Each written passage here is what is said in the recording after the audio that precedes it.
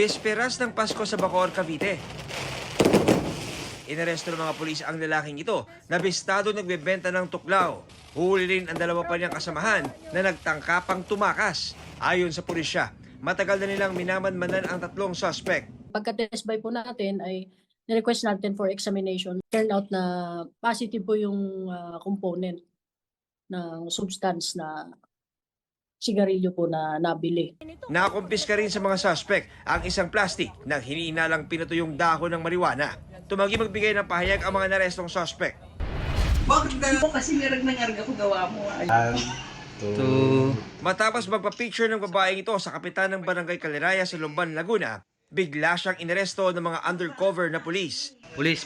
Ayan, may bag yan, may bag. Hop, dito ka. Pulis. CIDG po. Nagbebenta raw si Kapitan Silvino Dublan Jr. ng mga lupang hindi niya pagmamay-ari.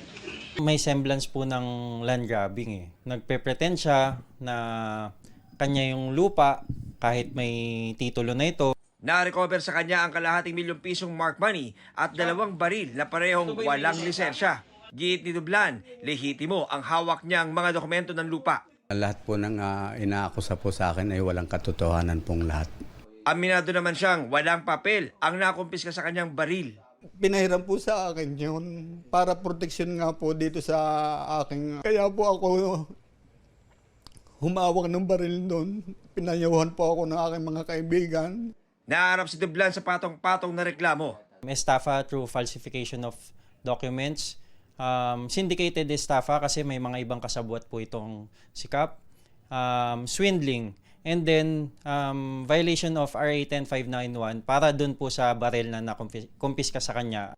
John Consulta, nagbabalita para sa GMA Integrated News. Dapat merong agreeance yung mga dadaanan mo. So in a way, para silang may autonomy din sila. Sabi ko,